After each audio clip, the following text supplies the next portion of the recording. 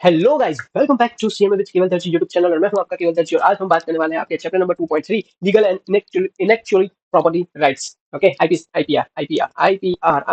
ठीक है, चलो पेन थोड़ा चेंज कर देते हैं। ठीक है, legal and intellectual property rights. Okay, 2.3 आज 2.3 में हम बात करने वाले। ओके, बहुत सारे टॉपिक्स हमारे खत्म हो चुके हैं चैप्टर नंबर 2 में भी, और एक बड़ा टॉपिक आपका बचा है 2.7 जो कि आपका वर्किंग कैपिटल मैनेजमेंट का है। ओके, उसमें सिर्फ आपको दो समय और उसमें से एक समय का और एक आपका प्रैक्टिकल, यानी पूरा जो चैप्टर है दूसरा वाला। ओके, उसमें से एक आपका सम आने वाला है और सम कहाँ से आने वाला है वो भी मैं आपको बता देने वाला हूँ। और लास्ट वीडियो जो आपका रहेगा उसमें आपको सारे सम को एक मैं मॉड्यूल आपको भेजूंगा और उसमें आपका बहुत अच्छा सा सारी चीजें कवर हो जाएगी और आपका भी मार्क्स आने वाला है। ठीक है, चलो तो फिर अब आज हम बात करने वाले हैं 2.3, तो उसमें बात करते हैं legal and intellectual property rights. Okay, so क्या होता है? ओके, आई नो कि आपको ये सारी चीजें पता होगा, ज्यादा नहीं बट थोड़ा पता होगा। और ये मैंने भी डिटेल में पढ़ा था सीएस एग्जीक्यूटिव में। सीएस एग्जीक्यूटिव में क्या होता है कि उसमें पूरा लॉ ही होता है। ओके, तो उसमें एक था एक कौन सा सब्जेक्ट था, economics and intellectual property rights, ऐसा एक टॉपिक था। ओके, तो उसमें बहुत अच्छा था। उसमें मैंने वन इनेक्चुअली प्रॉपर्टी राइट्स, इसमें जो आप लॉ पढ़ोगे उसमें मैंने डिटेल में वहाँ पे पढ़ा था। सो आई होप सो कि आज हम अच्छे से उसको करें। और मेन चीज यहाँ पे बता दूं कि इसमें हम ज्यादातर heading like line by line हम सारी चीजें नहीं पढ़ेंगे। मैं डायरेक्ट आपको इंट्रोडक्शन लाइक इंट्रो इसमें क्या बोलना चाह रहा है वो सारी चीज मैं डायरेक्ट बता दूंगा। ठीक है, सो आपको भी इजी रहेगा। ओके, और आप अंदर से खुद भी पढ़ सकते हो, कुछ कुछ लाइन आप याद रख सकते हो उसमें से, और आपको बेसिक ओवरव्यू मैं दे दूंगा तो आप जल्दी से लाइक फास्ट फॉरवर्ड में आप देख के आप समझ सकते हो कि मैंने क्या बोला था। ठीक है, और रिकॉल करते रहना है आपको इस चीज को। ठीक है, तो स्टार्ट करते हैं हम अभी कि पहले मैं आपको बता दूं कि लीगल एंड इनेक्चुअली प्रॉपर्टी राइट्स में क्या होता है, और उसके बाद हम स्टार्ट करते हैं हमारा एक्सप्लेनेशन की क्या क्या है सारी चीजें। ठीक है, तो चलो स्टार्ट करते हैं। पहली चीज कि भाई लीगल एंड इनेक्चुअली प्रॉपर्टी राइट्स में क्या होता है। सो पहले इंट्रोडक्शन की मैं थोड़ा बहुत बात कर लूँ कि इसमें क्या होता है। ओके, सो आपको थोड़ा बहुत बेसिक नॉलेज आपको मिल सके। सो मेन चीज क्या होता है कि भाई बिजनेस और इनोवेशन के पीछे एक आइडिया या तो फिर क्रिएशन तो ऑब्वियसली होगा ही होगा होता है। सो अगर आपका आइडिया सेफ ना हो तो कोई भी उसका मिसयूज आपका कर सकता है। सो यही वजह से आपका लीगल राइट्स और इनेक्चुअली प्रॉपर्टी राइट्स आईपीआर का यहाँ पे होना बहुत जरूरी हो जाता है। ओके, सो इसीलिए लीगल राइट्स का मतलब और इनेक्चुअली प्रॉपर्टी राइट्स का पहले हम मतलब समझते हैं कि भाई लीगल राइट्स का क्या होता है और इनेक्चुअल प्रॉपर्टी राइट्स क्या होता है। सो भाई लीगल राइट्स क्या होता है कि भाई ये रूल्स और लॉज होते हैं। ओके, कि जो आपके बिजनेस प्रोडक्ट और सर्विस को क्या करते हैं, प्रोटेक्ट करके रखते हैं, तो वो लीगल राइट्स है। बट इंटेलेक्चुअल प्रॉपर्टी राइट्स क्या है कि भाई इंटेलेक्चुअल प्रॉपर्टी राइट्स का मतलब है कि भाई ये आपके जो क्रिएटिव या तो फिर इनोवेटिव जो वर्क्स है। ओके, या तो फिर उसका आइडिया है। ओके, तो उसका लीगल प्रोटेक्शन देता है। मतलब कि भाई सपोज करो कि भाई आपके इन्वेंशन है, आपका कोई इन्वेंशन है या तो फिर डिजाइन किया है आपने कुछ, या तो फिर आपने कोई सॉफ्टवेयर बनाया, या तो फिर आपने कोई ब्रांड बनाया, या तो फिर आपका कोई लोगो है, या आपका कोई सॉन्ग है, या आपका आपका कोई पेंटिंग अच्छा किया है। ओके, तो ये सब में आपका क्या यूज कर सकते हो, आईपीआर के अंदर प्रोटेक्ट होते हैं। ओके, आपको सिर्फ क्या करना पड़ता है, आपके वो सारी चीज को रजिस्टर्ड करवाना पड़ता है। ओके, वो किसके एक्ट में करवाना पड़ता है वो सारी चीजें हम देखने वाले हैं। अगर सपोज करो यहाँ पे एग्जाम्पल बताता हूँ कि भाई अगर आपने एक सॉफ्टवेयर डेवलप किया और उसका कॉपीराइट रजिस्टर करवा लिया, तो भाई कोई भी आपका जो सॉफ्टवेयर है वो कॉपी या तो फिर सेल नहीं कर सकता। सो वो ऐसी तरह से आप क्या कर सकते हो, अपनी चीज को प्रोटेक्ट कर सकते हो। आपने जो क्रिएटिविटी इनोवेशन से आपने जो भी कुछ बनाया तो उसको आप प्रोटेक्ट कर सकते हो। और इसके लिए ये चीज समझने के लिए आपको एक मूवी देखना चाहिए। और द मूवी का नाम है द फाउंडर। मूवी का नाम क्या है, द फाउंडर। भाई इसमें आपके जो मैकडोनल्ड्स है ना, मैकडोनल्ड आपको पता होगा, मैकडी। ओके, तो उसकी स्टोरी बताई गई है, उसके रिगार्डिंग वो पिक्चर है, मूवी है। ओके, सो ये देखना चाहिए, सबको देखना चाहिए। द फाउंडर करके मूवी है। ओके, आपको कहीं पर भी मिल जाएगा। ओके, नेटफ्लिक्स है तो देख लेना, सर्च करके कहाँ पे अवेलेबल है तो वहाँ पर आप देख सकते हो। द फाउंडर मूवी, मैकडोनल्ड जो है ना मैकडी, तो उसके बेस पे मूवी है। और वो जो पूरा केस था, ये दोनों भाइयों ने जो मैकडी शुरू किया था वो डायरेक्ट किसी और ने खरीद लिया। और किस बेसिस पे खरीद लिया पता है, सिर्फ ये चीज से इंटेलेक्चुअल प्रॉपर्टी राइट्स उसको बहुत अच्छे से आता था थर्ड पार्टी को, और उसने वो कब्जा कर लिया मैकडोनल्ड पे। ओके, सो ये चीज आपको बहुत बढ़िया समझ आएगा। द फाउंडर मूवी जब भी टाइम मिले देखना, ऐसी मूवी देखनी चाहिए। ओके, तो आपका भी माइंड खुलेगा, आपको ऐसे टॉपिक्स बहुत इजीली आपको पता चल जाएगी। लिंक करोगे आप टॉपिक को अपने मूवी के साथ तो भी आपको बहुत इजीली पता चल जाएगा। ठीक है, सो ऐसी चीजें आपको करनी चाहिए, मेरा यही रिकमेंड है। तो ये मूवी देखना मत भूलना। ठीक है, चलो अभी स्टार्ट करते हैं हम। intellectual property, okay, is the special category of the property created by the human intellect, like mind, in the field of the arts, literature, science, trade, etc. Broadly, IP comprise of two branches: copyright and related rights, and the industrial related property rights. So copyrights and the related rights refer to the creative expression in the fields of the literature, art, and such as the books, publication, architecture, music, wood, stone, carving, picture, portraits, sculpture, films, computer based software, database. And the industrial property rights refer करता है to the patent, trademark, trade service, industrial design, geographical indication. यानी क्या बोल रहा है, यानी इसमें बोल रहा है कि भाई चलो मैं पहले इतना थोड़ा बहुत पढ़ ही लेता हूँ तो फिर हमारा डायरेक्ट मैं आपको सारी चीजें बता सकता हूँ। Just 1 minute guys, just 1 minute. Okay, बस इतना भी पढ़ ही लेता हूँ तो फिर मैं डायरेक्ट एक साथ भी आपको बता दूंगा। So intellectual property rights protect करता है interest of the creators by the giving them property rights over their creation with establishment of the world organization World Trade Organization (WTO) and the importance and the role of the intellectual property protection has been the crystallized in the trade relation intellectual property system, जिसको TRIPS बोलते हैं, ये अच्छा full form याद रखना. Okay, agreement. It was the negotiate at the end of the urgency round, not urgency, आर्ग्यूअस, क्या लिखा है, यू argygic round of the something जो भी है, ठीक है, of the general agreement of the tariff and the trade GATT treaty in the 1994. Okay, ये चीज याद रखना है एमसीक्यू के लिए. ओके, ये चीज एमसीक्यू के लिए याद रखना.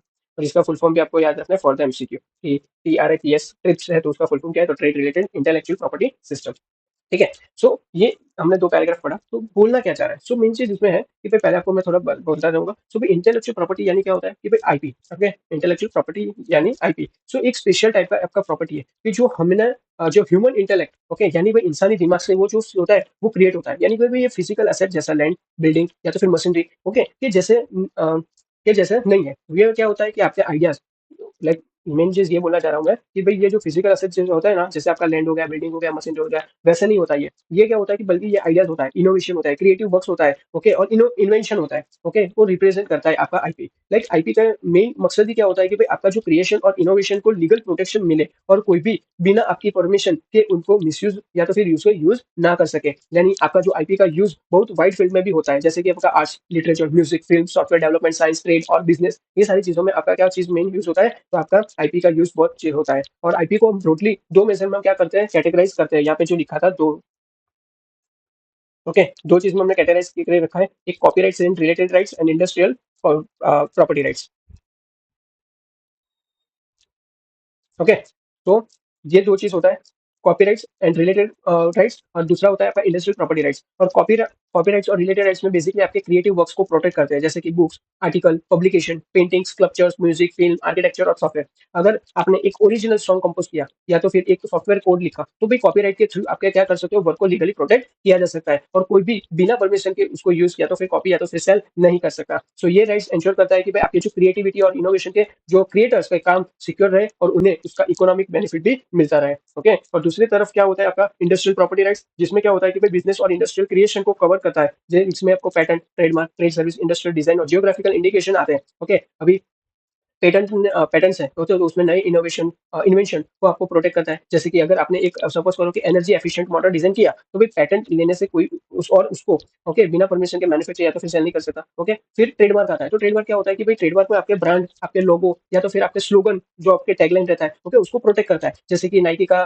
शूज लोगो या तो फिर एप्पल का लोगो, ओके, जिसे मार्केट में ब्रांड आइडेंटिफाई सिक्योर रहे. ओके, फिर होता है पास इंडस्ट्रियल डिजाइन, जिसमें होता है कि भाई प्रोडक्ट के यूनिक आपको ये है ना, industry design, trade service, trademark. में इंडस्ट्री डिजाइन में क्या होता है कि भाई जिसमें आपका प्रोडक्ट की यूनिक लुक या तो फिर डिजाइन को क्या करते हैं, प्रोटेक्ट करते हैं, जैसे स्मार्टफोन का शेप या तो फिर फर्नीचर का डिजाइन. ओके, फिर होता है आपका जियोग्राफी इंडिकेशन. तो उसमें क्या होता है, जियोग्राफी इंडिकेशन में तो स्पेसिफिक रीजनल प्रोडक्ट्स को प्रोटेक्ट करता है. ओके, जैसे सपोज करो कि हमारे गुजरात में, तो गुजरात में क्या अच्छी चीज है, तो भाई गुजरात में मैंगो बहुत अच्छी चीज है. ओके, यहाँ की सबसे ज्यादा रत्नागिरी के मैंगो, ओके, तो वो भी बहुत अच्छा है. ओके, अभी सपोज करो कि मैं बात करूँ तो बड़ौदा, तो बड़ौदा में क्या होता है, एक बहुत फेमस फूड है आपका सेव उसल. ओके, तो सेव उसल यहाँ का फेमस है. तो वैसे हर एक रीजन में कुछ ना कुछ चीज फेमस होती है. लाइक ऐसा नहीं है सिर्फ फूड में ही बेस्ट हो, बट कोई लाइक क्या बोलते हैं, कोई चीज खरीद, लाइक कोई चीज, कोई बनावटी में कुछ एक्सपर्ट हो वहाँ पे. ओके, फिर आपने सुना होगा दार्जिलिंग में टी. ओके, या तो फिर वो कांचीपुरम सिल्क आपने साड़ी देखा होगा. ओके, सो वहाँ पे जो भी कोई अच्छी चीज मिलती हो, ओके, जो सेल किया जा सके, तो वो वहाँ का जियोग्राफी इंडिकेशन में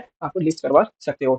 ठीक है, फिर आपका आता है नेक्स्ट चीज कि भाई आईपीएल का जो बिजनेस में आप बहुत इंपॉर्टेंस है. ओके, यह आपके इनोवेशन को सेफ भी रखता है, मिसयूज और वो सारी चीजों मिसयूज करने से आपका प्रिवेंट भी करता है. ओके, और बिजनेस और ब्रांड की वैल्यू जो है वो भी बढ़ा देता है और इन्वेस्टर के लिए भी एक ट्रस्ट क्रिएट करता है. ओके, साथ ही साथ आईपीओ जो होता है वो लाइसेंस या तो फिर सेल रेवेन्यू, और आईपीओ को लाइसेंस या तो फिर सेल करके भी रेवेन्यू आप जनरेट किया जा सकता है. ओके, जो स्टार्टअप्स और एस्टेब्लिश बिजनेस दोनों के लिए भी काफी बेनिफिशियल होता है. और अगर एक स्टार्टअप एक इकोनॉमिक फ्रेंडली आपके वाटर बॉटल डिजाइन करते हो, ओके, तो पैटेंट उसका आपका यूनिक फिल्टर सिस्टम को प्रोटेक्ट करेगा. ट्रेडमार्क उसको ब्रांड नेम और लोगो को सिक्योर करेगा. इंडस्ट्री डिजाइन आपकी बॉटल का जो यूनिक शेप हो उसको सेफगार्ड करेगा. फिर कॉपीराइट, मार्केटिंग, कंटेंट और जो भी आपका मैनुअल्स को प्रोटेक्ट करेगा. ओके, तो इस तरह से आपका जो आईपी है वो इंश्योर करता है कि भाई आपका जो प्रोडक्ट है वो मार्केट में लीगली सेफ, यूनिक और कमर्शियली वाइबल हो जाए. ओके, सो इन शॉर्ट इस सारी चीज की मैं समरी एक चीज में बता दूं तो भाई आपका जो इंटेलेक्चुअल प्रॉपर्टी है वो एक लीगल सेल होता है, जो आपके आइडियाज, इनोवेशन और जो क्रिएटिव वर्क्स है ना उसको क्या कर देता है, प्रोटेक्ट करके रखता है, जिससे आपको कॉम्पिटिटिव एडवांटेज और रेवेन्यू अपॉर्चुनिटीज प्रोवाइड मिल सके और बिजनेस ग्रोथ और क्रेडिबिलिटी भी आपको इनहेंस कर सको इसीलिए. ठीक है, तो ये सारी चीज मैंने आपको बता दी है. फिर यहाँ पे क्या बोला गया है कि as per the TRIPS agreement which came into the 1 January 1995 covers the intellectual property rights. तो ये आईएमपी है, क्या पता पूछा जा सके एमसीक्यू में भी और ऑब्जेक्ट सब्जेक्टिव में भी। ठीक है, तो दोनों के लिए बहुत इंपॉर्टेंट है, ऑब्जेक्टिव एंड सब्जेक्टिव दोनों। सो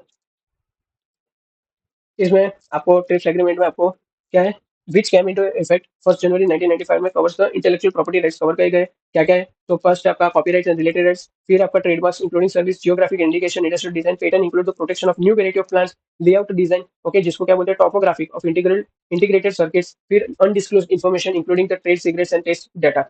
ओके, अभी तो मैंने वो चीज़ का तो मैंने आपको मीनिंग ही नहीं बताया ना, सॉरी यहाँ पे थोड़ा स्किप हो गया, ये पोर्शन तो मैंने स्किप कर दिया, सॉरी सॉरी सॉरी गाइस, ये मैंने आपको बताया भी नहीं, मैंने तो वहाँ पे छोड़ दिया, फिर मैंने लगा कि आपको अभी आगे ही पढ़ना है। ठीक है वो बता देता हूँ। सो यहाँ पे क्या बोल रहा था, जो हमारा ये पॉइंट था, protect interest creators by giving them the property rights over their creation with the establishment of the WTO of the important role of. Okay, so main चीज यहाँ पे ये बोल रहा था कि भाई इंटेलेक्चुअल आपका जो प्रॉपर्टी राइट्स है, ओके, वो क्रिएटर्स के लिए एक लीगल आपका प्रोटेक्शन का सिस्टम प्रोवाइड करता है, यानी ये इंश्योर करता है कि भाई जो कुछ भी कोई पर्सन क्रिएट करता है, जैसे invention, design, art, music, software, brand, okay, कुछ भी, सो उस पर उसका एक्सक्लूसिवली राइट्स उस पर पास हो और कोई भी बिना परमिशन के उसका यूज ना कर सके और कॉपी या तो फिर सेल भी ना कर सके। मतलब कि भाई आईपीआर जो है, आईपीआर में बोलूंगा इंटेलेक्चुअल प्रॉपर्टी राइट्स, सो वो जो है वो क्रिएटर्स को के फाइनेंस और मॉरल इंटरेस्ट को भी प्रोटेक्ट करके रखता है कि भाई उनके भी क्रिएटिव एफर्ट्स के रिवॉर्ड उनको मिल सके। ओके, सो इंटरनेशनल लेवल पर भी आईपीआर की बहुत इंपॉर्टेंस और रोल का फॉर्मली रिकॉग्नाइज आपको करने के लिए वर्ल्ड ट्रेड ऑर्गेनाइजेशन जो था, ओके, उन्होंने एक एग्रीमेंट एस्टेब्लिश किया जिसका नाम था, उन्होंने दिया trade related intellectual property rights, जिसका ट्रिप एग्रीमेंट था। और ये एग्रीमेंट 1994 में आपका उरुग्वे राउंड के एंड में general agreement on the tariff and trade GATT, okay, उसके अंदर नेगोशिएट किया गया था। ओके, और मेन चीज क्या है कि भाई ट्रिप्स एग्रीमेंट के थ्रू डब्ल्यूटीओ ने भी इंश्योर किया कि भाई सारे मेंबर्स कंट्रीज अपने आईपीआर लॉ को मिनिमम स्टैंडर्ड्स के साथ अलाइन कर रहे हैं, ताकि इंटरनेशनल ट्रेड में भी इनोवेशन और क्रिएटिविटी के प्रोटेक्शन का स्टैंडर्ड आपको मेंटेन हो सके। लाइक एग्जांपल यहाँ पे बताऊं तो भाई सपोज करो कि अगर कोई कंट्री इंडिया में एक सॉफ्टवेयर पैटर्न को रिकॉग्नाइज नहीं करती है, तो भाई इंटरनेशनल मार्केट में उसका मिसयूज हो सकता है। सो ट्रिप्स एग्रीमेंट जो है वो इंश्योर होता है कि भाई आईपीआर जो है वो ग्लोबली रिस्पेक्ट किया जाए और क्रिएटर्स को भी राइट्स को भी इंटरनेशनली आपका प्रोटेक्ट किया जा सके। ओके, यानी समरी में बताऊं कि भाई आईपीआर क्रिएटर्स को एक लीगल राइट्स आपका देता है, उनके इनोवेशन क्रिएशन उनको क्या होता है कि प्रोटेक्ट करता है। ओके, और ट्रिप्स एग्रीमेंट के थ्रू आपका ग्लोबल ट्रेड में भी इंटेलेक्चुअल प्रॉपर्टी का स्टैंडर्ड और प्रोटेक्शन इंश्योर होता है। ओके, अब हम बात करेंगे कि भाई ट्रिप्स एग्रीमेंट में कौन कौन से इंटेलेक्चुअल प्रॉपर्टीज कवर होते हैं। सो भाई ट्रिप्स एग्रीमेंट कब आया था, तो 1 जनवरी, ये याद रखना है, एमसीक्यू में पूछा जा सकता है, 1 जनवरी 1985 से इफेक्टिव हुआ था, डब्ल्यूटीओ के अंदर आता है। ओके, और ये एग्रीमेंट क्या था कि ग्लोबली इंश्योर करने के लिए कि भाई इंटेलेक्चुअल प्रॉपर्टी राइट जो आईपीआर का प्रोटेक्शन मिनिमम स्टैंडर्ड के साथ मेंबर्स कंट्रीज में भी फॉलो हो। ओके, और इसके अंदर आपके फॉलोइंग इंटेलेक्चुअल प्रॉपर्टी राइट्स हमने कवर किए। ओके, सो पहला था आपका copyrights and related rights, फिर trademark including service marks, okay, फिर geographical indication, industrial design, patent including the protection of new variety of plants, यानी इसमें नए जो इनोवेशन और प्लांट वेराइटीज को प्रोटेक्ट करता है। लाइक एग्जांपल, अगर कोई कंपनी एक एनर्जी एफिशिएंट, जो मैंने पहले भी बताया था कि एनर्जी एफिशिएंट मोटर डिजाइन करता है, ओके, कि कोई न्यू प्लांट वेराइटी डेवलप करता है, तो ट्रिप्स के अंदर उसका पैटर्न क्या होता है, ग्लोबली रिकॉग्नाइज होता है। फिर होता है layout design, topographic of the integral circuit, यानी भाई इलेक्ट्रॉनिक सर्किट जो होता है और माइक्रो चिप्स होता है, तो ओके, तो ये यूनिक लेआउट्स को प्रोटेक्ट करता है, वो होता है। फिर होता है undisclose information including the trade secrets and test data. So उसमें क्या होता है, सो भाई ये जो है, तो unique undisclose information including the trade secrets and test data, so इसमें क्या होता है कि भी कॉन्फिडेंशियल इन्फॉर्मेशन हो या तो फिर ट्रेड सीक्रेट्स हो, ओके, और रिसर्च डेटा, तो उसको सारी चीज को कवर करता है। सपोज करो कि भाई फार्मास्यूटिकल कंपनी है, ओके, तो उनका जो क्लिनिक ट्रायल डेटा या तो फिर सीक्रेट मैन्युफैक्चर प्रोसेस है, तो वो ट्रिप्स के अंदर क्या होता है, प्रोटेक्ट किया जाता है उसको। ठीक है, जस्ट 1 मिनट, थोड़ा पानी पी के हम इंपॉर्टेंट रोल है वो हम पढ़ने वाले हैं।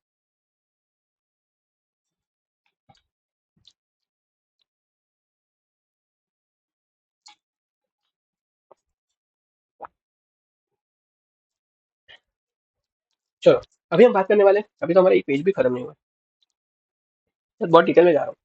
आईपी सिस्टम है वो important role to play in helping you.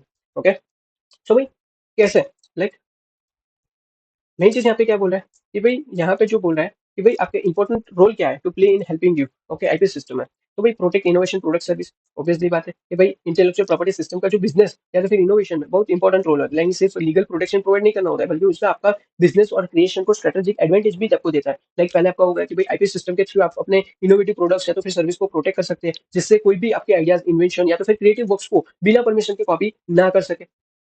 फिर होता है आपका कि भाई increase the visibility, attractiveness, value of the your product on the market. Okay, यानी भाई आईपी सिस्टम जो है वो आपके प्रोडक्ट्स या तो फिर सर्विस की एक विजिबिलिटी, अट्रैक्टिवनेस और मार्केट वैल्यू को भी आपको बढ़ाता है। ओके, लाइक जब आपका ब्रांड या तो फिर डिजाइन या तो फिर इनोवेशन वो लीगली प्रोटेक्ट होता है, तो भी कस्टमर और जो इन्वेस्टर का भी ट्रस्ट ऑटोमेटिकली इंक्रीज होगा। तो उसके रिगार्डिंग आपके जो प्रोडक्ट्स है उसके भी मार्केट में जो परसेप्शन है और डिमांड है वो भी क्या हो जाएगा, स्ट्रांग हो जाएगा। इसीलिए फिर बोल रहा है कि distinguish your business and it's product from the competition, यानी कि भाई ये सिस्टम जो है वो आपके बिजनेस या तो प्रोडक्ट को एक कॉम्पिटिटर्स से डिस्टिंग्विश करने में भी आपको हेल्प करता है। एग्जांपल के लिए समझ करो कि भाई अगर आपके जो कोई भी प्रोडक्ट्स का यूनिक डिजाइन हो या तो फिर ट्रेडमार्क ब्रांड नेम है या तो फिर पेटेंटेड इन्वेंशन है, ओके, तो कॉम्पिटिटर्स इजीली कॉपी नहीं कर सकते और आपका जो प्रोडक्ट या तो फिर अलग और प्रीमियम वैल्यू के साथ आपके मार्केट में भी स्टैंड आउट करता है। फिर यहाँ पे है कि भाई access the technical and business information and the knowledge, यानी बोल रहा है कि भाई आईपी सिस्टम आपको टेक्निकल और बिजनेस इन्फॉर्मेशन एसेस करने में भी आपको मौका देता है, जैसे पेटेंट डेटाबेस और इंडस्ट्री पब्लिकेशन के थ्रू आप क्या कर सकते हो कि कॉम्पिटिटर्स को innovation, market trends, best practice को स्टडी करके अपने R&D like research and development में भी बिजनेस स्ट्रेटजी आप इंप्रूव कर सकते हो। और avoid the risk unknowingly using the third party proprietary content and inadvertently losing your the own valuable information, innovation और creative output, यानी सबसे बड़ा इंपॉर्टेंट है कि भाई आईपी सिस्टम आपको थर्ड पार्टी कंटेंट मिसयूज और अपनी वैल्यूएबल इन्फॉर्मेशन लॉस से बचाता है। अगर आप अननोइंगली किसी और के कॉपीराइट मटेरियल या तो फिर पैटर्न का यूज करते हो तो भाई लीगल आपको ट्रबल हो सकता है, लीगली आपको ट्रबल हो सकता है। तो वही अगर आपके अपना कोई इनोवेशन और क्रिएटिव आउटपुट अनप्रोटेक्टेड रहेगा तो कोई और उन्हें मिसयूज कर सकता है। But IT system in risk को क्या करता है, मिनिमाइज करता है और आपका जो बिजनेस को सेफ और सस्टेनेबल बना देता है। ठीक है, फिर यहाँ पे बोला गया है कि भाई entrepreneurs need to be aware of the intellectual property rights. Successful entrepreneurs understand the importance of the intellectual property. ये झूठ मूठ का नहीं बोला गया है, ये successful entrepreneurs understand importance of the intellectual property, ये झूठ मूठ का नहीं, ये सही है। तो इसीलिए मैंने आपको जो पहले स्टार्टिंग से मैंने एक मूवी बताया तो वो इसीलिए बताया, ओके, क्योंकि आप देखोगे वो मूवी को तब आपको पता चलेगा कि भाई हाँ ऐसे भी लोग करके बिजनेस अपना हाथ में ले लेते हैं। ओके, सो ये बहुत अच्छी चीज है, तो आपको भी सीखना चाहिए। फिर it helps the entrepreneur in the following way: expansion, scalability, differentiation, and just 1 minute guys, encourage innovation and establish brand awareness and trust। Okay, बस यहाँ तक है, फिर हमको तो एक एक लॉ ही पढ़ना है इसके अंदर का। चलो सही है। सो भाई इसमें क्या है, importance of intellectual property rights, okay, for the entrepreneur, यानी जस्ट 1 मिनट। ओके, सो इसमें क्या होता है कि भाई एंटरप्रेन्योर के लिए इंटेलेक्चुअल प्रॉपर्टी जो है वो समझना और उनका जो यूज करना वो बहुत जरूरी है। कि भाई सक्सेसफुल एंटरप्रेन्योर जानते हैं कि भाई जो आईपी है वो सिर्फ लीगल प्रोटेक्शन नहीं देता बल्कि बिजनेस ग्रोथ, इनोवेशन में भी हेल्पफुल करता है। ओके, और आईपी जो है उसका यूज करने से आपके जो एंटरप्रेन्योर के लिए मल्टीपल एडवांटेज भी होते हैं। तो सबसे पहले आपका एडवांटेज क्या है, एक्सपांशन करना। Okay, so IP can help in competitive advantage and the expansion of company, यानी कि भाई एक कॉम्पिटिटिव एडवांटेज प्रोवाइड करता है कि भाई जो बिजनेस को आपको मार्केट में ग्रो और एक्सपेंड करने में भी आपको हेल्प करता है। और अगर आपका जो प्रोडक्ट या तो फिर इनोवेशन है वो लीगली प्रोटेक्टेड है तो भी आपको कॉन्फिडेंशियली न्यू मार्केट्स में एंटर कर सकते हो और बिना कंपटीशन के भी आप क्या कर सकते हो, फियर के भी आप जा सकते हो। फिर आपका सेकंड होता है स्केलेबिलिटी, यानी IP protection can help in the scalability of business obviously. Okay, यानी आईपी प्रोटेक्शन से आपका क्या होता है कि भाई बिजनेस का स्केल भी हो सकता है, इजीली होता है कि जब आपका भी आइडियाज या तो फिर प्रोडक्ट प्रोटेक्टेड होता है तो भी इन्वेस्टर और पार्टनर के लिए भी वो ट्रस्ट क्रिएट हो जाएगा। सो आप अपने अपॉर्चुनिटीज, अपने ऑपरेशन या तो प्रोडक्शन को भी एक्सपांड कर सकते हो एफिशिएंटली। फिर होता है आपका डिफरेंशिएशन, यानी कि भाई IP can help in differentiation of the product which is the can guarantee that it can not be copied by the others, यानी भाई आईपी भी हेल्प करता है आपके प्रोडक्ट को कॉम्पिटिटर से अलग दिखने में भी, क्योंकि अगर आपका प्रोडक्ट का डिजाइन, ब्रांड या तो फिर इनोवेशन पैटर्न या तो फिर ट्रेडमार्क के अंदर प्रोटेक्टेड है तो भाई ये इंश्योर होता है कि भाई और कि कोई आपके प्रोडक्ट को कॉपी नहीं कर सकता। सो ये डिफरेंशिएशन आपके ब्रांड को क्या बना देता है, प्रीमियम और यूनिक बनाता है। फिर है encouraging the innovation। encouraging innovation में क्या होता है कि भाई IP can protect the idea from the being copied। as a result people are not just scared to come up with the unique ideas, it encourage innovation। यानी IP system जो है वो क्रिएटिव आइडियाज को protect करता है, but जब वो लोग जानते हैं कि भाई उनके आइडियाज लीगली सिक्योर्ड है, ओके, तो वो नए और यूनिक आइडियाज जनरेट करने से हेजिटेट नहीं करते। लाइक इससे ही आपके जो इनोवेशन का कल्चर डेवलप होता है और एंटरप्रेन्योर्स कॉन्फिडेंटली क्या होता है कि नए सॉल्यूशन और प्रोडक्ट्स क्रिएट कर सकता है। और लास्ट है आपका establish the brand awareness and trust. Okay, can create trust and awareness about the brand, यानी ये तो पहले से ही चलता आ रहा है, मैं पहले से बोलता रहा हूँ। ओके, सो फिर भी बता रहा हूँ कि आईपी प्रोटेक्शन से आपका जो ब्रांड का क्रेडिबिलिटी और अवेयरनेस है वो इंक्रीज हो जाता है। जब कस्टमर्स और पार्टनर्स जानते हैं कि भाई आपका प्रोडक्ट और ब्रांड जो है लीगली प्रोटेक्टेड है तो भाई उनका भी ट्रस्ट आपके बिजनेस में ऑटोमेटिकली इंक्रीज हो जाएगा और ये trust long term business growth और कस्टमर्स लॉयलिटी में भी आपको बहुत हेल्पफुल रहने वाला है। ठीक है, फिर हम समझते हैं अभी ये जो पॉइंट है कि भाई important for anyone to protect his और her ideas for entrepreneur is essential to safeguard his investment. Okay,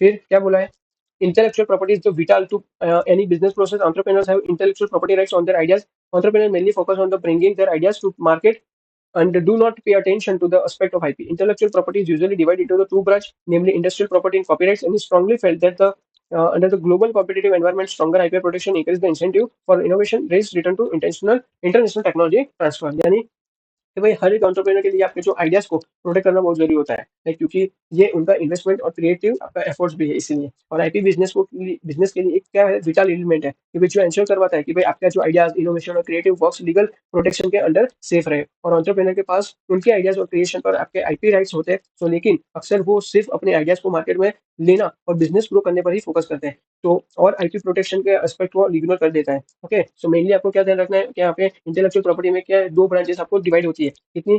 दो ब्रांचेस। ओके, एक कौन सा है आपका इंडस्ट्रियल प्रॉपर्टी एंड दूसरा कॉपीराइट्स। सो इंडस्ट्रियल प्रॉपर्टी में क्या होता है कि भाई patent, trademark, industrial design, geography indication, वो सारी चीजें आते हैं। ओके, जबकि कॉपीराइट्स में क्या आता है भाई, आपका क्रिएटिव वर्क्स जो जैसे बुक्स, म्यूजिक, फिल्म, सॉफ्टवेयर, तो वो भी आर्ट है, कोई भी आर्ट हो गया तो उसको क्या करता है, प्रोटेक्ट करता है। ओके, सो ये चीज भी आपकी सारी चीजें हो गई। और यहाँ पे बोला गया है IPL laws in the India. Okay, कि कौन कौन से आपके आईपीआर के लॉज है, लाइक इंटेलेक्चुअल प्रॉपर्टी राइट्स में कौन कौन से आपके हैं, लाइक कॉपीराइट के लिए कॉपीराइट एक्ट है, फिर पेटेंट के लिए पेटेंट का एक्ट, ट्रेडमार्क के लिए उसका act, geography and industry act, design का एक्ट, सेमीकंडक्टर का एक्ट, प्रोटेक्शन एंड प्लांट का एक्ट, बायोलॉजिकल डाइवर्सिटी उसका एक्ट। ओके, अभी हम दोनों जो पार्ट हमने देखे, दो चीज में हमने डिवाइड किया था, एक कॉपीराइट एंड दूसरा था आपका, दूसरा कौन सा था, जल्दी बताओ।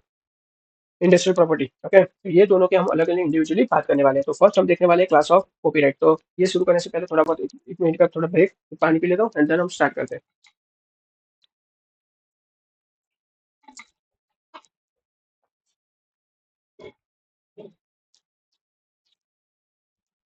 सो कॉपीराइट्स, तो कॉपीराइट्स में क्या होता है, following class of copyrights exist. Okay, तो यहाँ पे ऐसे कॉपीराइट लॉ के अंदर क्या कहता है कि अलग अलग आपको क्लासेस एग्जीक्यूट करते होते हैं। सो जो क्रिएटर को वर्क्स को, जो क्रिएटर के जो वर्क्स है, वर्क्स यानी जो भी काम करते हैं, तो उसको प्रोटेक्ट करते हैं। ओके, सो ये इंश्योर करता है कि भाई आपके जो क्रिएटिव वर्क्स को भी कोई भी आपका बिना परमिशन के उसको कॉपी या तो फिर सेल या तो फिर उसको मिसयूज ना कर पाए। ओके, सो चलो देखते हैं उसमें से पहला कौन सा है। तो पहले आपका लिटरेचर। ओके, लाइक आपका कोई बुक्स, इसे research article, oral speech, literature, lecture, complicated computer program, software, database. So ये सारी चीज होता है।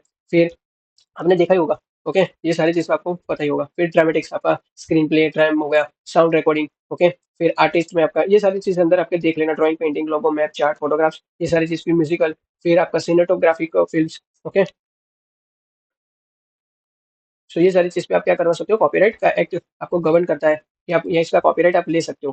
ठीक है, that this act can be amended several times to keep pace changing times. As per this act, copyright grant authors lifetime coverage plus 60 years after the date. Okay, यानी क्या बोल रहा है, यानी बोल रहा है कि भाई इंडिया में जो कॉपीराइट का लॉ है, वो कॉपीराइट एक्ट 1957 के अंदर आपको गवर्न किया जाता है कि भाई ये एक्ट जो है वो टाइम के साथ आपका सिविल टाइम्स अमेंड भी हुआ है, और ताकि नए टेक्नोलॉजी और क्रिएटिव डेवलपमेंट्स को भी आपको कवर किया जा सके। So as per this act आपको कॉपीराइट एक क्रिएटर को उनके वर्क पर लाइफ टाइम प्रोटेक्शन देता है। ओके, और उनके डेथ के 60 साल तक कॉपीराइट का प्रोटेक्शन वो कंटिन्यू रहता है। मतलब अगर आपने एक बुक या तो फिर म्यूजिक कंपोजिशन किया या तो फिर फिल्म या तो फिर सॉफ्टवेयर क्रिएट किया, ओके, तो आपके डेथ के बाद 60 साल तक उसका क्या होता है, कोई भी यूज उस वर्क को बिना परमिशन के यूज नहीं कर सकता। अभी सपोज करो कि भाई किसी ऑथर ने 2020 में एक बुक पब्लिश की। ओके, 2020 में एक बुक पब्लिश की और वो 2050 में पास हो चुके, लाइक डेथ हो गई उनकी। ओके, और उनकी बुक पर कॉपीराइट प्रोटेक्शन था 2050 प्लस 60। ओके, यानी 2110 तक वो क्या रहेगी कि भाई पीरियड में कोई भी उस बुक को कॉपी या तो फिर डिस्ट्रीब्यूट या तो फिर सेल नहीं कर सकता बिना लीगल परमिशन के। सो 60 साल तक, डेथ के आफ्टर 60 साल तक आपका उतना क्या रहेगा, पीरियड रहेगा कि आप उसका ये कॉपीराइट रहेगा कि इसका यूज बिना पूछे नहीं कर सकते। ठीक है, फिर होता है बी पॉइंट आपका जो है वो इंडस्ट्रियल प्रॉपर्टी। पहला पॉइंट तो हमने देख लिया जो था कॉपीराइट। अभी हम देखेंगे इंडस्ट्रियल प्रॉपर्टी। ओके, सो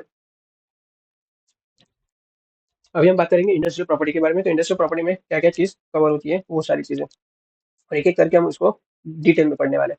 ठीक है, ठीक है गाइस, कितना है अभी वो देख लेते हैं। पैटर्न, डिजाइन, ट्रेडमार्क, ये सारी चीजें हम पढ़ने वाले हैं। Pattern, semiconductor, trade, utility modules. Okay, common mistakes यहाँ पे बोली गई है और ये सारी चीजें। ओके, चलो डन। और इसमें तो मैं इन डेप्थ तो नहीं जानूंगा, इसीलिए आपको खुद ही पढ़ना है। मैं सिर्फ बाहर से बता दूंगा सारी चीजें। ठीक है, तो यहाँ पे पैटर्न से स्टार्ट करते हैं। ये सारी चीज कुछ काम का नहीं है, खुद पढ़ लेना, कुछ काम का है भी नहीं। ठीक है, just 1 minute guys. Renewable. Okay, wait. Wait guys, wait, just 1 minute guys, close. Okay, so first है आपका यहाँ पे पैटर्न। ओके, सो पैटर्न में क्या होता है, पैटर्न आपको पता ही भी है, बहुत बार आपने सुना भी होगा पैटर्न क्या होता है।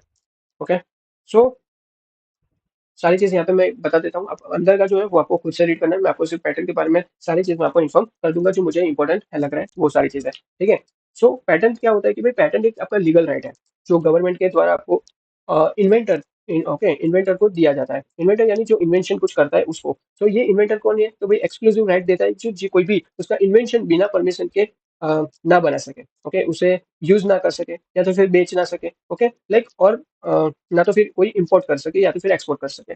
सो इन एक्सचेंज इन्वेंटर को अपना जो इन्वेंशन पब्लिकली डिस्क्लोज करना पड़ता है, ताकि वो नॉलेज शेयर हो और दूसरे लोग भी नए आइडियाज डेवलप कर सके। सो इंडिया में पैटेंट का जो टर्म है वो 20 साल का होता है, ओके, फाइलिंग डेट से।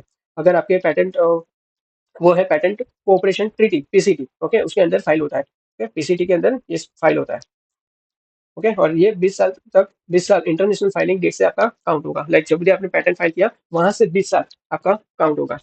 ठीक है, सो पैटेंट सिस्टम में इंडिया में पैटेंट एक्ट 1970 में गवर्न किया था, और जो 2005 और 2016 में भी अमेंड हुआ था। सो पैटेंट रूल्स आपका जो रेगुलरली भी अपडेट होते रहते हैं, ताकि भाई जो भी नई टेक्नोलॉजी या तो फिर बिजनेस नीड्स के साथ उसको भी अलाइन करना पड़ता है। ओके, और एक इंपॉर्टेंट पॉइंट यहाँ पे है कि भाई जो पैटेंट टेरिटरी राइट है, मतलब कि भाई अगर आप इंडिया में पैटेंट फाइल करते हो तो वो सिर्फ इंडिया में वैलिड है, बट ग्लोबल पैटेंट का कॉन्सेप्ट नहीं है। ओके, अगर आप चाहते हो कि भाई आपका इन्वेंशन दूसरे कंट्रीज में भी प्रोटेक्ट हो, तो भाई आपको कन्वेंशन कंट्रीज में भी आपका पीसीटी के अंदर क्या करना पड़ेगा, 12 महीने के अंदर आपको एप्लीकेशन फाइल करनी पड़ेगी, कि भाई हर कंट्री में अलग अलग पैटर्न अप्लाई करना भी जरूरी है इसीलिए। ठीक है, सो यहाँ पे आपका जो, यहाँ पे जो टेरिटोरियल राइट वाला जो था वो वहाँ पे बोल दिया है। ओके, और यहाँ पे बोला कि आपको 12 महीने के अंदर विद इन और before expiry of 12 months from the filing date in India, okay, अपने इंडिया में जो फाइल किया उससे पहले या तो फिर उसके 12 महीने के अंदर आपको क्या करना पड़ेगा, कि दूसरे कोई कंट्री में भी आपको एप्लीकेशन सबमिट करवानी पड़ेगी, इफ आपको ग्लोबली जाना हो तो जिस कंट्री में आपको जाना है तो वहाँ पे पीसीटी के अंदर आपको एप्लीकेशन फाइल करना पड़ेगा।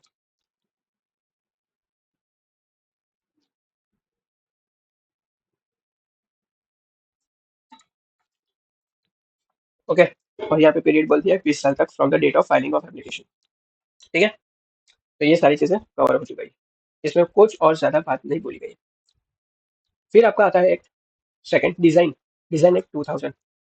तो इसमें क्या होता है, सो भाई इंडिया में जो है वो डिजाइन एक्ट जो है वो 2000 के अंदर, डिजाइन का मतलब क्या है तो पहले बात करते हैं। तो डिजाइन का मतलब है कि भाई किसी भी आर्टिकल का शेप देना, कॉन्फ़िगरेशन, पैटर्न, ऑर्नामेंट या तो फिर लाइन कलर कॉम्बिनेशन के यूनिक फीचर्स बता देना। ओके, तो ये फीचर्स आपका चाहे 2D में हो या फिर 3D में, ओके, सो दोनों फॉर्म्स में आपको हो, किसी भी इंडस्ट्रियल प्रोसेस यानी मैनुअल, मैकेनिकल या तो फिर केमिकल से अप्लाई किया गया हो। ओके, सो फाइनल प्रोडक्ट में भी आप सिर्फ विजुअल अपील क्रिएट करते हो, मतलब कि भाई जो आई से जज किया जा सके वैसी चीजें। ओके, और इसमें इंपॉर्टेंट चीजें दो जो डिजाइन में इंक्लूड नहीं होती है वो क्या है, कि भाई कोई मैकेनिकल डिवाइस या तो फिर कंस्ट्रक्शन प्रिंसिपल, मतलब कि भाई डिजाइन का जो फोकस है वो अपीयरेंस पर नहीं है, ओके, फंक्शनलिटी पर नहीं होता है। और दूसरा कि ट्रेडमार्क, प्रॉपर्टी मार्क या तो फिर आर्टिस्टिक वर्क है, ओके, ये ऑलरेडी अलग अलग प्रोटेक्शन के अंदर आता है, लाइक जैसे कॉपीराइट एक्ट का, कॉपीराइट एक्ट 1957 के अंदर।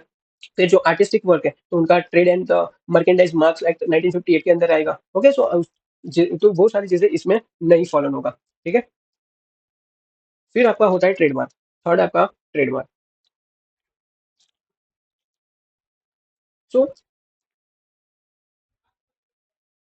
ट्रेडमार्क में क्या है गाइस, सो ट्रेडमार्क में एक स्पेशल साइन, एक वर्ड या तो फिर एक लोगो या तो फिर डिजाइन होता है, कि जो एक कंपनी क्या करती है कि एक कंपनी के प्रोडक्ट्स या तो फिर सर्विस को दूसरे कंपनी के प्रोडक्ट से अलग दिखाना हो। तो इसका मेन ही लाइक विजन होता है, एक मकसद होता है, कि भाई पर्पस होता है, कि भाई लोग इजीली पहचान सके कि भाई प्रोडक्ट किस कंपनी का है। Okay, trademark words, letter number, short forms, design, colours, 3D shape में, पैकेजिंग या तो फिर इनका कॉम्बिनेशन प्रोटेक्ट करके प्रोटेक्ट करता है। ओके, और बस ये इंश्योर करना होता है कि भाई ये जो है वो यूनिक और अलग है। ओके, या जैसे आपका यहाँ पे एग्जांपल है कोका कोला, ओके, फिर डेटोल, रोलेक्स, नेस्ले, सन फार्मा, फिर मॉन्ट ब्लैंक। ओके, सो ये सारी चीज कंपनी है कि जो ट्रेडमार्क किया है। बहुत सारी ऐसी भी है, यहाँ पे इतना आपको लिमिटेड एग्जांपल दिए हैं। ओके, फिर नेक्स्ट क्या बोल रहे हैं, कि भाई आपके इंडिया में भी ट्रेडमार्क एक्ट 1999 के अंदर आपको रजिस्ट्रेशन, प्रोटेक्शन और अगर कोई कॉपी करे तो भाई लीगल एक्शन का भी रूल यहाँ पे दिए गए हैं। और इंडिया पेरिस कन्वेंशन और ट्रिप्स एग्रीमेंट के साथ भी कनेक्टेड है, सो इसलिए एक्ट जो है, ये एक्ट है वो इंटरनेशनल स्टैंडर्ड के हिसाब से भी सेफ है। ठीक है, Paris convention and TRIPS agreement के भी साथ क्या है, सिग्नेटरी है, so compliant with the principle thereof। ठीक है, फिर plant breeders right, plant breeders right में क्या होता है, सो भाई प्लांट ब्रीडर्स राइट में होता है बीपीआर टीबीआर उसको भी बोला जा सकता है। सो एक लीगल प्रोटेक्शन होता है। ओके, जो प्लांट ब्रीडर्स या तो फिर फार्मर्स को ये दिया जाता है। सो इसका पर्पस है कि भाई नए प्लांट वेराइटीज डेवलप करने को इंकरेज करता है और उनके जो एफर्ट्स है उसको क्या करता है, प्रॉपर रिवॉर्ड भी देते हैं। सो इंडिया में इसके लिए आपके protection of the plant varieties और द फार्मर्स राइट एक्ट 2001 भी इनके लिए बनाया गया था। Okay, plant varieties and farmers right 2001 भी बनाया गया था। ठीक है, और ये एक्ट जो है वो भी ट्रिप्स एग्रीमेंट के प्रोविजन को इंप्लीमेंट करता है और इंश्योर करता है कि भाई जो रिसर्च और डेवलपमेंट में इन्वेस्टमेंट सेफ रहे। ओके, और ये एक्ट जो दोनों सेक्टर्स लाइक पब्लिक हो या तो फिर प्राइवेट हो, ओके, उसमें भी नए जो प्लांट वेराइटीज के डेवलपमेंट को प्रमोट करता है। और अगर कोई ब्रीडर या तो फिर फार्मर कोई यूनिक और या तो फिर इंप्रूव प्लांट वेराइटी डेवलप करता है तो भाई उनको भी लीगल राइट्स और फाइनेंशियल बेनिफिट मिलते हैं, ताकि भाई उनके काम और इनोवेशन को भी प्रोटेक्टेड रहना चाहिए इसीलिए। फिर यहाँ पे है semiconductor integrate circuit layout design. तो इसमें क्या होता है, तो भाई पहले semiconductor integrated circuit layout design है, तो उसमें क्या होता है तो वो बात करते हैं। तो भाई जो भी आपका इंटीग्रेट सर्किट है आईसी ओके बोला जाता है, सो वो डिजाइन करना वो काफी एक टेक्निकल और कॉम्प्लेक्स काम होता है। ओके, इसलिए कि भाई आपका जो डिजाइन में जो इंटेलेक्चुअल प्रॉपर्टी होती है वो उनको प्रोटेक्ट करना एक बहुत जरूरी हो जाता है, ताकि आपकी जो आर&डी में इन्वेस्टमेंट कंटिन्यू हो और आपके जो माइक्रो इलेक्ट्रॉनिक्स जो है उसमें टेक्नोलॉजी एडवांस हो। सो इंडिया में इसके लिए आपका semiconductor integrated circuit layout design act 2000 okay ये आपका बनाया गया है। ओके, और ये एक्ट आपका लेआउट डिजाइन को प्रोटेक्ट करता है कि भाई रजिस्ट्रेशन के थ्रू आपको प्रोटेक्ट करता है। और इसके अंदर क्या चीज़ है कि भाई इसके अंदर आपको पहले से कि भाई ओरिजिनल लेआउट डिजाइन को रजिस्टर करके आपको प्रोटेक्ट किया जा सकता है। Okay, protected rules and prohibited registration of the layout design which are not original and which have been commercial exploited। फिर आपको जो डिजाइन ओरिजिनल नहीं है या तो फिर पहले से कमर्शियल यूज हो चुकी है तो उनको भी क्या होता है, रजिस्टर नहीं किया जा सकता। ओके, और थर्ड है कि भाई आपके जो रूल्स इंफ्रिंजमेंट है, rules infringement, royalty payment, okay, regarding to infringement payment to royalty, okay, provision for dealing with willful infringement, way to punishment according to okay, यानी क्या बोल रहे हैं कि भाई rules infringement, royalty payment, punishment for the willful infringement और appellate board की provision भी यहाँ पे इंक्लूड होती है। यानी अगर कोई कंपनी एक यूनिक माइक्रोचिप लेआउट डिजाइन करती है तो भाई ये इंश्योर करता है कि भाई दूसरे लोग बिना परमिशन के यूज या तो फिर कॉपी ना कर सकें। बस इतना ही है। और सेमीकंडक्टर का तो मार्केट अभी बहुत बड़ा है। आई नो कि इंडिया में मैन्युफैक्चर नहीं है सेमीकंडक्टर, बट इफ किसी ने सेमीकंडक्टर इंडिया में मैन्युफैक्चर करना स्टार्ट कर दिया तो आई होप सो में है सेमीकंडक्टर बनाती है बट बहुत सारी नहीं है, बहुत कुछ कंपनी है। और सेमीकंडक्टर की जो मार्केट में डिमांड है वो बहुत ज्यादा है। सो ये ट्रेंड सारी चीजें भी आपको एनालिसिस करता रहना चाहिए, किस चीज की डिमांड है। ऐसा नहीं सोचना कि हम फाइनेंस फील्ड में तो उसका ही सिर्फ हमको एनालिसिस करना है, सारी चीज का एनालिसिस करते रहना है। इसके लिए आपको पेपर पढ़ना पड़ेगा।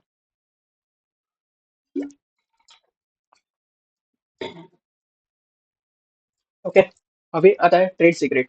ट्रेड सीक्रेट में क्या होता है कि भाई ट्रेड सीक्रेट एक बिजनेस का एक सीक्रेट होता है। ओके, जिसमें आपका जनरली पब्लिक को नहीं पता होता है और ओनर को उसको कॉन्फिडेंसली रखना होता है। और ये सीक्रेट जो होता है वो कोई प्रोसेस या डिजाइन, डेटा, फॉर्मूला, मेथड या तो फिर बिजनेस के प्रैक्टिस से हो सकता है। ओके, उसके रिगार्डिंग ये सारी चीजें होती है। Okay, practice, process, design, instrument, compliance of data, information relating to business, वो सारी चीजें यहाँ पे होती है। ओके, और इंडिया में स्पेसिफिक जो आपका लॉ नहीं है इसके लिए, ट्रेड सीक्रेट के लिए, बट लेकिन कोर्ट इक्विटी और breach of the confidence principle के बेसिस पर ट्रेड सीक्रेट्स को एक प्रोटेक्ट देता है। ओके, ऑनर्स को रेमेडीज इंक्लूड होता है यहाँ पे कि भाई आपका इंजेक्शन लेना ताकि सीक्रेट डिस्क्लोज ना हो, कॉन्फिडेंशियल इन्फॉर्मेशन रिटर्न करना, फिर लॉसेस के लिए आपको कंपनसेशन लेना। सो ये सारी चीजें ओनर को एक रेमेडीज आपको इंक्लूड यहाँ पे प्रोवाइड करता है। अभी सपोज करो कि भाई एक बेवरेज कंपनी का जो सीक्रेट है वो फॉर्मूला है। ओके, जैसे कोका कोला को कैसे आपका कोका कोला की प्रोडक्ट बनती है उसका फॉर्मूला रहता है कि इतना इतना आपको रॉ मटेरियल यूज होगा, ये होगा, वो सारी चीज फॉर्मूला बनता है। और तो ये ट्रेड सीक्रेट के अंदर प्रोटेक्टेड रहेगा और कोई भी बिना परमिशन डिस्क्लोज यहाँ पे नहीं कर सकेगा। तो वो ट्रेड सीक्रेट आपको फैसिलिटी देता है। फिर जियोग्राफिकल इंडिकेशन, वो तो मैंने आपको पहले ही बता दिया कि जियोग्राफी इंडिकेशन में क्या होता है कि जहाँ पे जो चीज फेमस है वो वहाँ पे आप लिस्ट कर सकते हो। ओके, लाइक जियोग्राफी इंडिकेशन क्या होता है, वो प्रोडक्ट्स होते हैं कि भाई जो स्पेसिफिक जियोग्राफिकल एरिया से आते हैं और उनकी क्वालिटी, रेपुटेशन या तो फिर कैरेक्टरिस्टिक जो है वो उनके ओरिजिनल से जुड़ी होती है। सो इंडिया में इसके लिए आपके जियोग्राफिकल इंडिकेशन एक्ट 1999 भी बनाया गया है। और ये एक जो है वो प्रोडक्ट आपको रजिस्टर्ड और प्रोटेक्ट करता है, इंश्योर करता है कि भाई एग्रीकल्चर, नेचुरल मैन्युफैक्चर्ड गुड्स के असली ओरिजिनल दिखे, इंडियन गुड्स को भी एक्सपोर्ट में प्रमोट करता है और कंज्यूमर को भी जेन्युइन प्रोडक्ट प्रोवाइड करता है। ओके, सो ये चीज़ है। और लास्ट में आपका है यूटिलिटी मॉडल्स। सो यूटिलिटी मॉडल्स में क्या होता है कि भाई यूटिलिटी मॉडल जो होता है वो एक तरह का एक एक्सक्लूसिव राइट होता है कि जो भाई किसी इन्वेंशन के लिए आपको दिया जाता है। लाइक इसका मतलब क्या होता है कि भाई आपका जो राइट होल्डर है वो किसी और को विदाउट परमिशन उस इन्वेंशन को कॉमर्शियली यूज करने नहीं दे सकता, लेकिन ये लिमिटेड टाइम पीरियड के लिए भी होता है। बेसिकली यूटिलिटी मॉडल क्या होता है कि भाई एक पैटर्न की तरह ही काम करता है, इसलिए इसका भी कभी कभी जो पैटी पैटेंट या तो फिर इनोवेशन पैटेंट भी हम कहते हैं। ओके, और ये छोटा और मीडियम बिजनेस एसएमई के लिए भी काफी यूजफुल होता है। ओके, देखो, समटाइम्स पैटी पैटर्न या तो फिर इनोवेशन पैटर्न भी बोलते हैं। और ये मॉडल प्रोटेक्शन बेनिफिट करता है कि इसको स्मॉल मीडियम एंटरप्राइज बिजनेस को प्रोटेक्ट करता है। ओके, सो ये चीज़ है। ठीक है, फिर हाँ, मेन चीज़ ये है कि भाई कैसे एसएमई के लिए वो यूज़फुल होता है। सो एसएमई के आस-पास लाइक एसएमई के पास बड़े टेस्ट या तो फिर ट्रायल्स के लिए आपके पास फंड कम होते हैं, तो इसके लिए हेल्प हो जाता है। फिर दूसरा, हाई पेटेंट फीस अफोर्ड करना मुश्किल होता है। क्विक प्रोटेक्शन के लिए आपको यूटिलिटी मॉडल्स काफ़ी कन्वेंशनल होता है। फिर इनोवेशन को एनकरेज करता है, स्मॉल इन्वेंशन या तो फिर इंप्रूवमेंट्स को प्रोटेक्ट करता है। सो ये सारी चीज़ें आपका यूटिलिटी मॉडल आपके एसएमई को ऐसे इस तरह से हेल्प कर सकता है, like conducting test, trials, paying hefty patent fees. Okay, ये हेफ्टी यानी huge huge patent fees. Okay,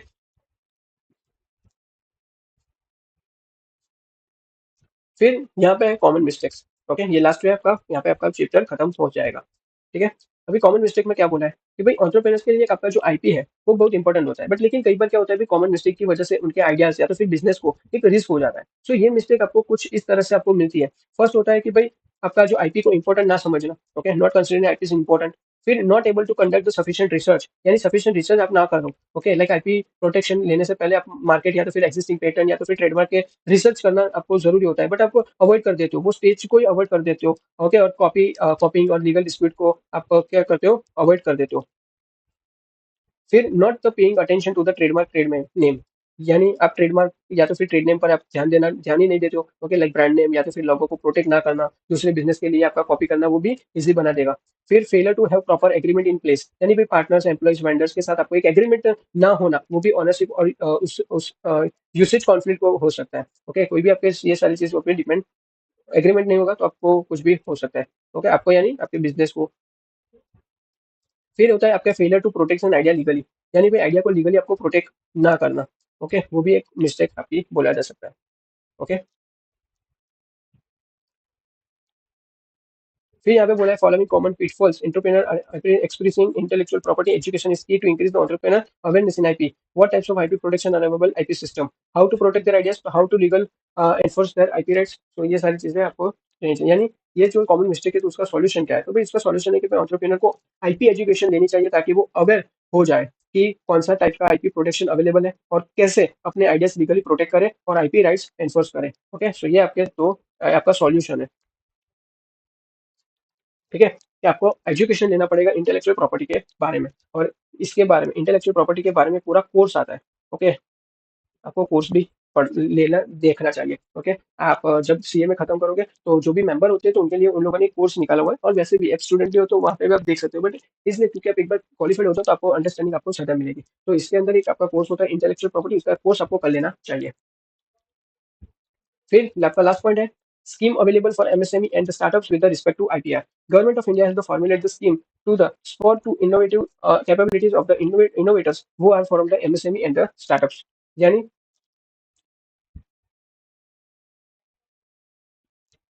यानी क्या बोल रहे हैं, यानी भाई इंडिया की सरकार ने जो एमएसएमई और स्टार्टअप्स जो होते हैं इनोवेटर्स, ओके, तो उनके लिए कुछ स्कीम लॉन्च की है ताकि वो अपनी जो इनोवेशन या तो फिर क्रिएटिविटी जो है वो प्रोटेक्ट कर सके और अपने जो इन्वेंशन है उसको लीगल प्रोटेक्शन भी ले सके। सो ये स्कीम स्पेशली उनके लिए हेल्पफुल है कि जो फंड्स और रिसोर्सेज लिमिटेड होते हैं उनके लिए ये है, like MSME. Okay, MSME 50% fee concession provide for MSME large entities on the patent filing fees। यानी क्या बोल रहे हैं यहाँ पे कि भाई एमएसएमई को जो एमएसएमई को पेटेंट फाइलिंग फी में 50% फी कंसेशनल आपको दी जाते हैं, मतलब कि अगर एक लार्ज कंपनी को पेटेंट फाइल करना में 1 लाख का खर्चा होता है, और तो वही एमएसएमई सिर्फ 50,000 में आपको पेटेंट फाइल कर सकता है, क्योंकि 50% उनको क्या दे दिया है, फी कंसेशन दे दिया है। ओके, और दूसरा पॉइंट क्या है, scheme facilitating the startup SIPP। Okay, has been the launch for the encouraging the innovation creative startup. For effective implementation of the scheme, facilitator have been implemented by the Comptroller General of Patent Trademark Designer CGPDMDA. The list of the facilitator in patent design and trademark available website on controller. Startups are provide rebate 80% patent fees are compared to fee paid by the legal entity। यानी just 1 minute guys,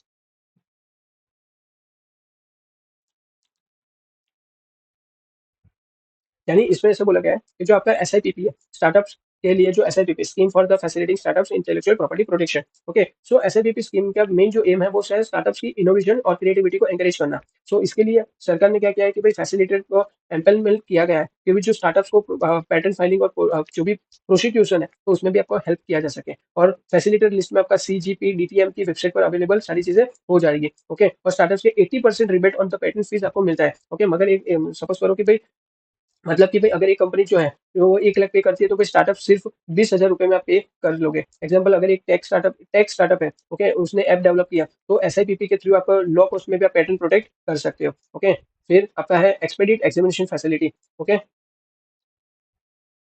like following benefit startups filing patent to application in India under the scheme facilitating startup, जो SIPP है उसमें। Okay, सो उसमें क्या होता है expedite examination, यानी कि भाई जो स्टार्टअप्स स्टार्टअप्स इंडियन इनिशिएटिव के अंदर आपका क्वालिफाई करता है। ओके, इसमें आपका क्वालिफाई करता है, ठीक है, तो उनका जो पेटेंट है वो एप्लीकेशन फास्ट ट्रैक प्रोसेस हो जाता है। मतलब कि भाई फाइलिंग के बाद आपका जल्दी पेटेंट अप्रूवल मिलता है और जो मार्केट में क्विक लॉन्च के लिए भी आपको हेल्पफुल रहता है। और दूसरा होता है कि गवर्नमेंट रिइंबर्समेंट एक्सपेंडिचर, यानी कि भाई गवर्नमेंट स्टार्टअप्स के फैसिलिटेटर को 2,10,000 तक आपका रिइंबर्स कर सकती है। कितने तक का? 2,10,000 तक का रिइंबर्स करती है, जो भी फाइलिंग और प्रोसिक्यूशन में हेल्प भी करता है। मतलब स्टार्टअप को एक्सटेंड ऑफ 10,000। सो स्टार्टअप्स को एक्स्ट्रा खर्चा कम करना पड़ता है और आपका जो लीगल प्रोसेस है वो इजीली हो जाता है। ओके, सो यहाँ पे मैंने 2,10,000 शायद बोला था, तो नहीं, एक्सटेंड ऑफ 10,000 है। Patent application to extend of 10,000। ठीक है, और ये चीज़ है वो रीड कर लेना, कोई इंपॉर्टेंट पॉइंट नहीं है। ओके, तो इसको मैं नेगलेक्ट कर रहा हूँ, इसमें बस बहुत सारे फुल फॉर्म आपको दिए गए और कुछ इंपॉर्टेंट पॉइंट यहाँ पे नहीं है। सो आप इग्नोर भी कर सकते हो, और पढ़ना है तो एक बार रीड कर लेना बस। सो यहाँ पे आपका सारा चैप्टर 2.3 एंड होता है। Okay guys, so I hope so कि आपको सारी चीज़ें पता चल गई होगी। सो legal and intellectual property rights आपका यहाँ पे एंड होता है। ठीक है, तो मिलते हैं नेक्स्ट लेक्चर में। ओके, तब तक के लिए टाटा bye bye and thank you so much guys.